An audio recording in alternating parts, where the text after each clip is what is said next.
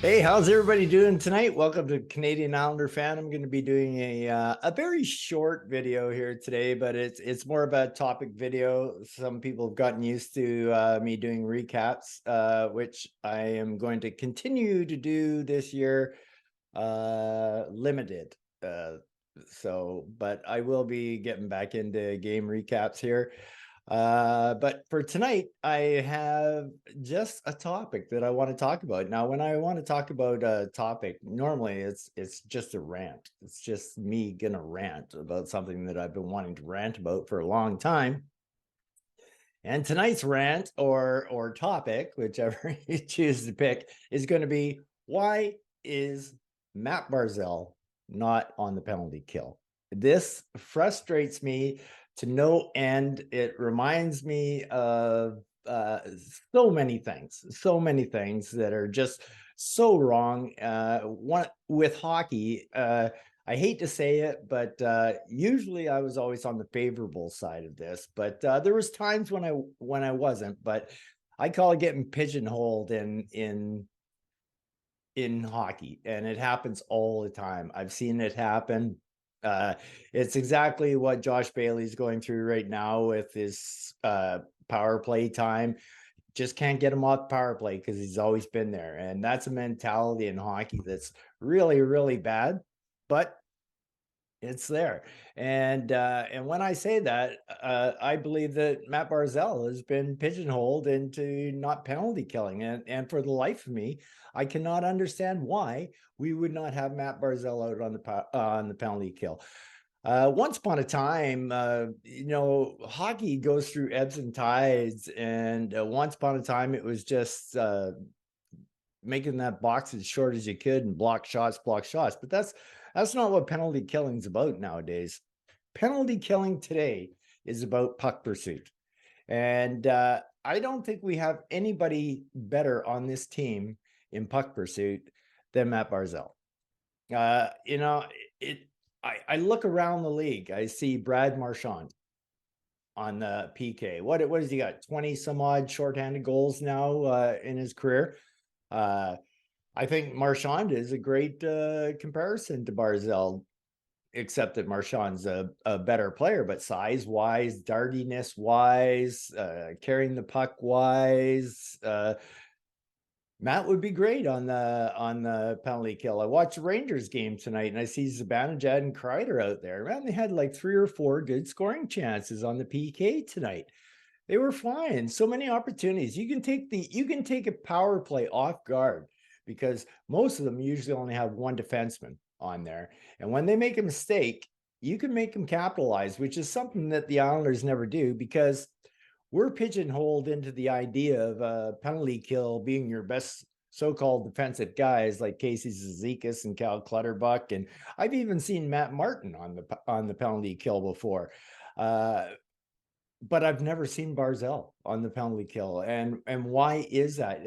And I think he would be nothing short of spectacular on there. I think we'd stop getting trapped in our end as much. We would start taking the attack on the penalty kill, like so many other teams around in the NHL that I watch are doing it. And personally, I think that Matt is suited for it. It's hardly any blocking shots nowadays. All teams are trying to work down low to behind the net, quick out into the center slot and score quick little plays and whatnot. So it's not really a blocking game as a penalty killer anymore. So why not have Matt out there? One thing about playing hockey that I don't know for people who've never played before, but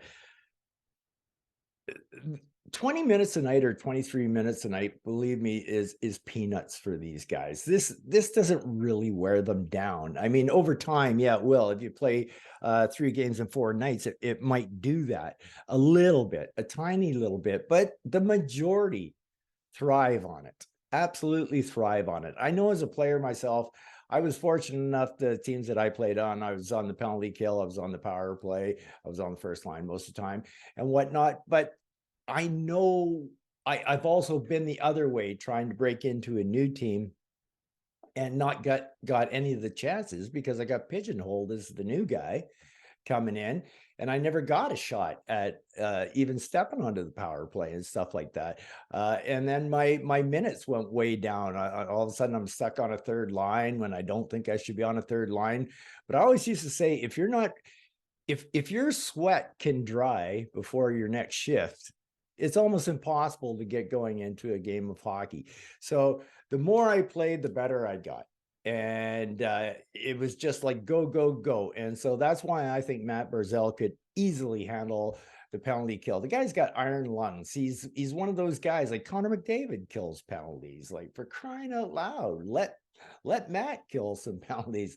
And I'll go one step further. Why is Mat Barzal not out when it's 6-on-5 against? Another thing, and I've got this time, I got tons of proof to back it up. Puck pursuit is how you get out of a 6-on-5, because they just whip it around in a big circle and they try to tire you out. So puck pursuit is what will get it away from you. We've got all these other stars in the NHL just padding their stats from empty net goals. You got Connor McDavid. Okay, he's got the speed. Understandable, he's there. But Ovechkin, the guy's a cherry picker. He waits on the red line for it. So it's basically 6-on-4. And he just scored his 52nd empty net goal. So I mean, it's like, and he's terrible out there. And he's not there for defense, I'll tell you that. But you know what Alex Ovechkin does? He ends it. He ends it so that we don't have to spend 7.5 minutes in our end on a 6-on-5 without putting a puck in a net. He ends it. He ends it. And I think Mat Barzal could end it. Like, put Barzal out there with somebody like on the penalty kill, like Beauvillier, somebody with speed, somebody that could score if Bar set him up nicely on a 2-on-1. There's other options. I myself, I would go with something like I would test out right now Barzal and Beauvillier as a combination, and Pajot and no, I was thinking Pajot and Barzal because of Barzal's weak with the face-off. So and then I might put somebody with Cizikas. Clutter is fine, but I would still rather have Bo out there because he will puck pursuits. He may not make the smartest decisions when he's out there, but that's what you need to do, and puck pursuit. So why has Mat Barzal never been given a chance to do this? No coach even knows if he's any good at it because they've never tried it. Let's instead of just putting out four basically, I'll call a spade. We put most of our fourth liners out there and to defend. Okay, guys, just get in a box and defend the best you can, and we need to attack. Everybody else in the NHL is doing it. It's what it's all about. NHL is all about change. You got to go with the times. And the way I see it right now, the Islanders aren't doing that. We're not taking our best player and promoting him. Like, why not boost Mat Barzal's confidence with a bunch of easy empty net points? Why not? Why not, man? Why? I don't get it. I don't get it. Frustrating. Like I said, it's more of a rant than anything, but I do know that if we ever put Mat Barzal on the penalty killing unit, I think he would be highly successful penalty killer.